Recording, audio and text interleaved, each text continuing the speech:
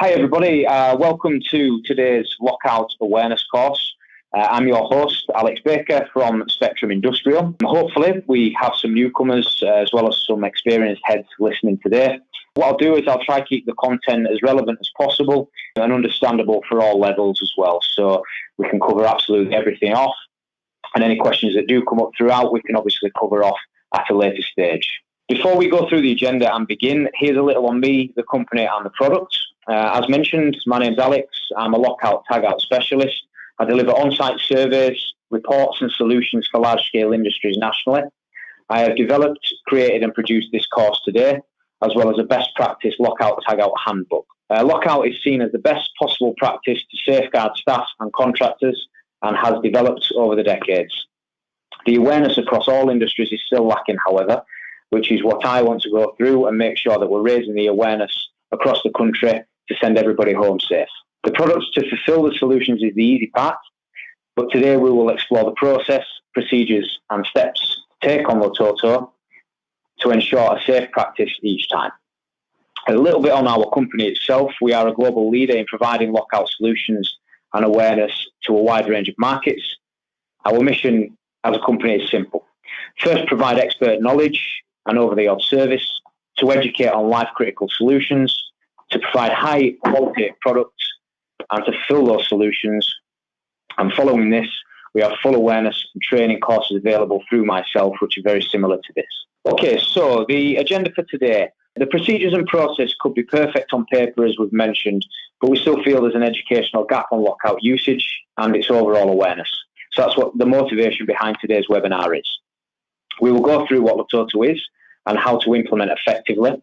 We will cover off some areas that are overlooked and scenarios to look out for. We'll get a better understanding of awareness of LOTOTO to simplify the process and procedure so everybody can follow. We'll go through the equipment used, the energy hazards and sources, the methods and control measures of lockout hasps, and we'll cover off the steps necessary for a safe isolation each time. Hopefully after today is done, should give you some real safety takeaways to apply to your current process and procedures on site. And as mentioned, I am on hand for any questions or further advice that you may need. A lot of you today will know exactly what I'm going through and the steps involved. However, I have found that every awareness session I've done, all experience levels have had at least one takeaway. So hopefully we have the same success today.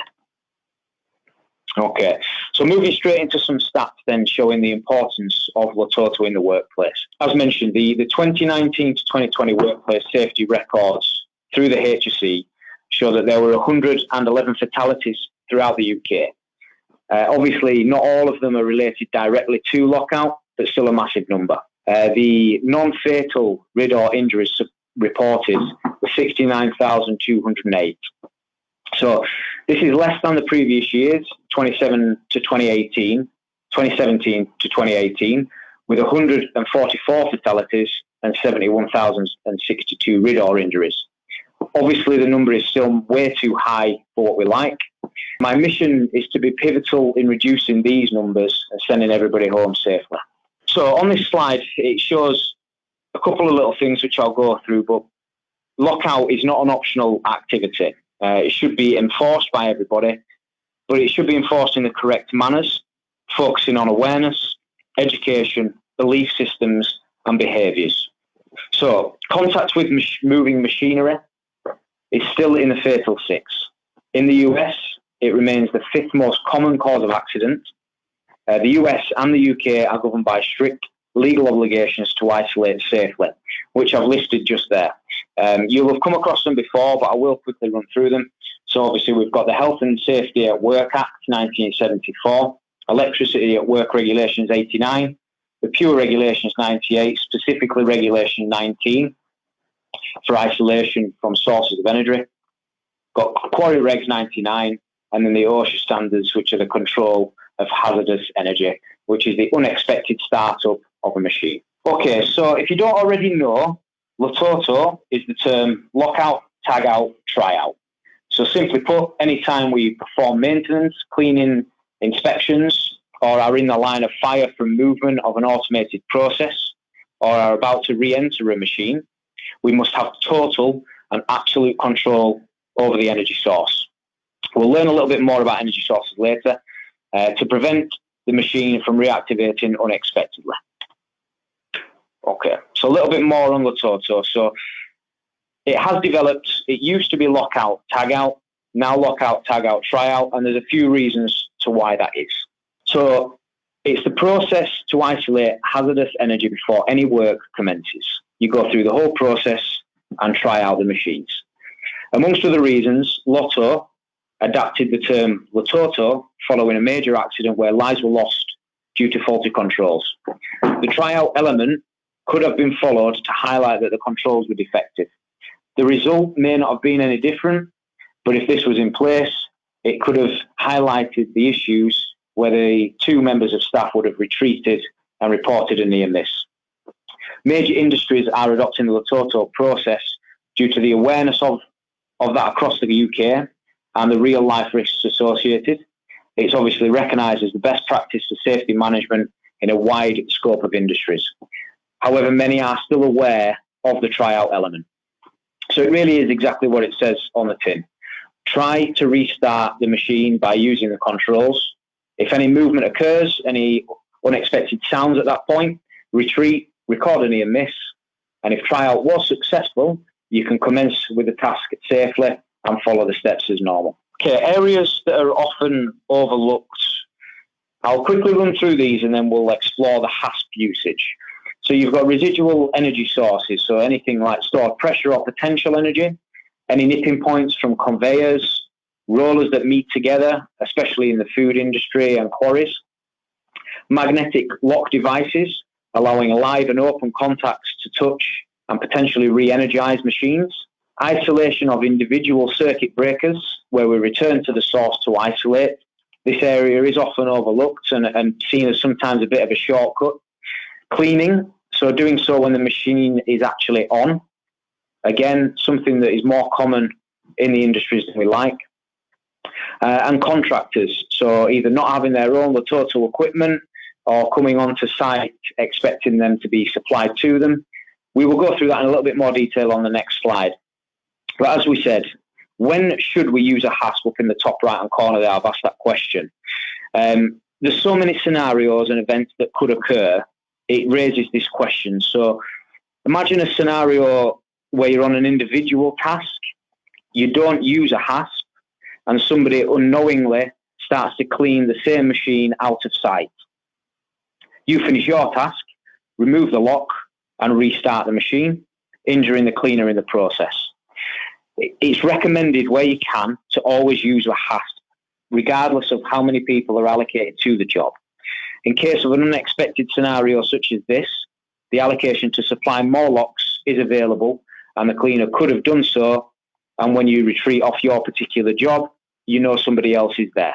So we're moving straight on to the contractors and lockout then. This is a discussion that I generally always have when I'm meeting people or doing any awareness courses. Potentially something you can look at for your own process and procedures. There isn't a right or wrong answer here. It's very much about you being able to discuss this on site and finding out what's best for you. So consider these questions. Should you supply them or should they? What about the control of duplicate locks? Do locks ever get left on plant when a contractor then leaves? What's the removal process if so? Have the contractors shown up without locks and site doesn't have the capacity to supply them? And all things considered, who is responsible? Again, it's recommended that a method to supply the contractor locks is the best practice. So you use the same process as what you usually would for your staff, use the same procedure as you usually would, and the key control on site, whether that's key to differ, master key and differ, key to like, etc. Always ensure that you've got enough capacity to supply contractor locks when they come onto site. There's also a concern around duplicate locks if they don't have any. Where have they bought them from? Is it the same place you have bought them from? Rendering the old process defective because they could have duplicate locks on site. Okay, so on this slide we cover a limited but common energy hazard and sources list. So we have electricity, very common, hydraulic pressure, pneumatic pressure and steam, kinetic movements such as conveyors, liquids, gasoline or other fuels, chemicals and high pressure water, gases such as poisonous and suffocating or explosives. You've got gravity, so that could cover falls from height, falling parts, or mechanisms that work with or against it. You've got spring tension, moving parts such as fans, belts, gears, saw blades, pressures, crushers, and more. And extreme temperatures, these could refer to a large-scale oven or something along those lines, where the temperatures need to be dropped below a safe temperature before anybody enters, and on the other side a blast chiller that needs time to relax up to an ambient temperature. All of these things need to be considered as we go through the process.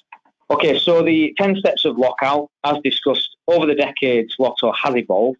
It's usually a reactive process following an incident, but has also been developed in line with the regulations. So, for example, on Regulation 19, which is isolation from sources of energy, every employer shall ensure that where appropriate work equipment is provided with suitable means to isolate it from its source of energy.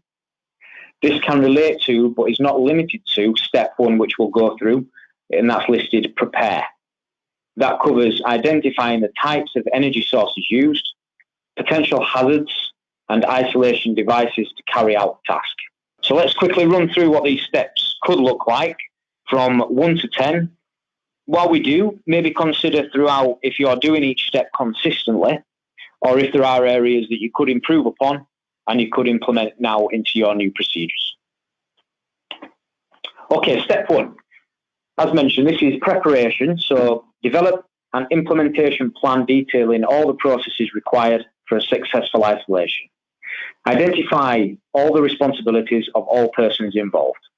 Identify the sources of energy and their isolation points, which we've just touched on. Identify the LOTO equipment needed to complete the isolation safely. Ensure all persons are competent with their expected responsibilities. An authorised person should be assigned to control the project and make sure all relevant permits are completed and signed off by everybody involved. Step 2, notify. All affected persons are to be made aware of the isolation. So the usual operators of the equipment itself, other operators in the immediate area, any other persons which may be affected by the isolation, including visitors, contractors, and downstream operatives. A quick point to remember here, throughout the procedure, ensure vigilant observation is continued.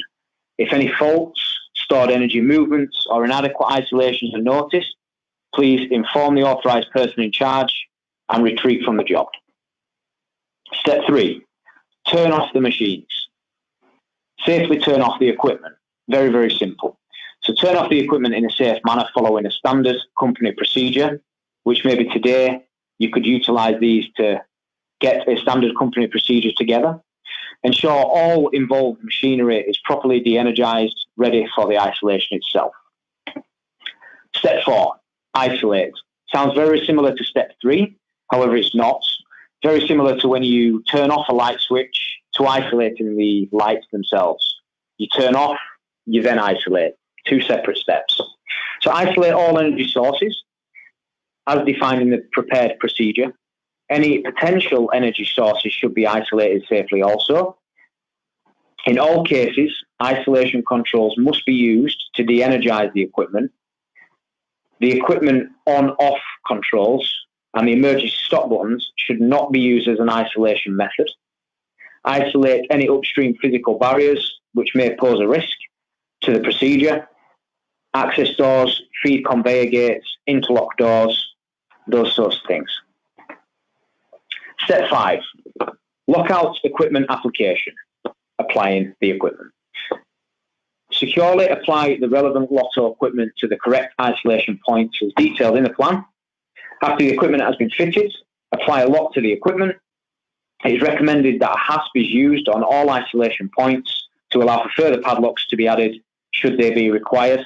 As we mentioned earlier on with that scenario with the cleaner on the machine, always apply a hasp. Remember, all persons involved should have their own company-issued padlock for the task itself, as detailed by the isolation procedure. This could be individually issued with their name, or it could be lock number 1 allocated to Jack Johnson. If physical equipment isolation of the energy source is not available, this hazard must be managed by alternative methods. This eventuality should be covered in the LOTO company procedure, such as step 1. On issuing padlocks, please consider any contractors involved. Although they may have their own lockout equipment, it is recommended they use company-issued padlocks to guarantee unique key numbers on site. Okay, step 6, tag application. Tags are to be applied in all cases where a lock is present. Tags are used to provide a visual deterrent and information not to use the equipment. They can also provide extra information about the lockout operator, expected duration, and contact details. Always consider to use a lock in the correct manner and not just willy-nilly left around site, which devalues the importance of the lock and tag itself. Always ensure to use it in the correct manner. Step 7, confirm zero energy. The process of ensuring all energy sources, states, and stored energy is relieved. Ensure that any dissipated energy is safely relieved and cannot reaccumulate while on the job. If a danger still presents itself in the form of stored energy, then adequate restraints should be employed to prevent movement. Be cautious of any hazards that may affect safety upon their own accord. For example, a loaded conveyor or ambient temperatures such as the ovens that we concerned ourselves with before. Step 8, try out. As we've touched on quite heavily already, this is one of the most important parts. So it's the final test before the task commencement. This is the final test before the equipment is released to be worked upon. This step is a check that all the LOTO equipment is correctly fitted in an effective manner and in a controlled, safe manner. All persons should retreat to a safe distance before the tryout itself. As we are still in a controlled situation, should the equipment restart, then the persons involved will not be at risk, and you can record a near miss from a safe distance. Okay, step 9, completion. Throughout the task, ensure vigilant observations continued. If any faults, stored energy movements and/or inadequate isolations are noticed, immediately stop the task and withdraw. Report and investigate in full. If any doubt of safety whilst on the task, withdraw and address before continuing. Step 10, to re-energize the machinery once the work is all completed. So a couple of things to concern yourself and pay attention to whilst going through this. So be responsible for your own lock, tag and safety. Do not remove anybody else's lock. Notify all involved members that the equipment is being restored. Restart the equipment. If the restart is unsuccessful, reapply the lockout equipment and investigate. Follow procedure to complete the paperwork, permits and registers. As it says on the left-hand side there, just pay attention to the following whilst doing so. Inspect the equipment to be sure that all tools, materials and lockout equipment are removed. The machine is fully reassembled. Guards and other safety devices are reinstalled. Notify all employees and ensure that they are accounted for and safely positioned. Notify all affected employees that the restart of the machine is about to commence. Remember, only ever remove your own lock, inform the authorised person of any issues, and ensure a final check is performed by the authorised person before the job is signed off. Okay, quickly moving on to the 10 biggest lockout failings that have been reported across the UK, and something that after today could be improved by everybody. So number 1, lack of procedures, something that everybody has on paper, but sometimes not implemented. Could it be something that you can improve upon? Number 2, training all of the employees, that is the authorised personnel, the affected employees and all other employees. The wrong use of tags, the wrong use of locks in any capacity.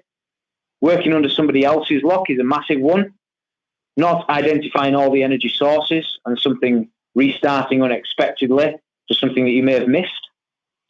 An annual audit of procedure and review of the findings to improve. Oversights, not trying out, and duplicate keys. As you can see on the right-hand side there, I have put down our brand new Eagle ID, which is the guaranteed unique key recording system, ensuring that every time you purchase locks, They are guaranteed unique as per your key method. If you was to buy 1 to 100 in one scenario, and 6 months later need another 100 locks, you would start from key number 101 to 201, guaranteeing across the group and across the UK that all of your keys are guaranteed unique. Something I wanted to discuss, which is an overlooked area in some cases, is an on-plant isolation visual. It sounds quite complicated, but in effect, it basically means that you've got a diagram of sorts next to the machine in question that is about to be locked out. So programs and procedures can look different from business to business and machine to machine. Most will follow the standardized procedure, which covers the 10 steps we've gone through. However, isolating with a photographical approach will ensure that all these areas of hazardous energy that could be missed are identified and controlled effectively with the visual reference point. This is shown to be up to 50% faster than programs which don't have a visual machine-specific element. It is also easier to train out new and existing procedures to new and existing operatives. Authorised personnel can use this as a checkpoint to triple-check any project they manage and ensure everything is done correctly and effectively. As mentioned throughout today, I really am committed to raising the awareness on LOTOTO and ensuring that everybody goes home as safe as possible. With that in mind, I've developed an awareness day covering all things lockout, in depth, very much an extension to what we've gone through today with a little bit more detail. Alongside this, I've produced the best practice isolation handbook, which can be referred to back to as a prompt, which goes through the 10 steps, the energy sources and industries, as well as some relevant safety tips throughout to help you on site in any industry, of course.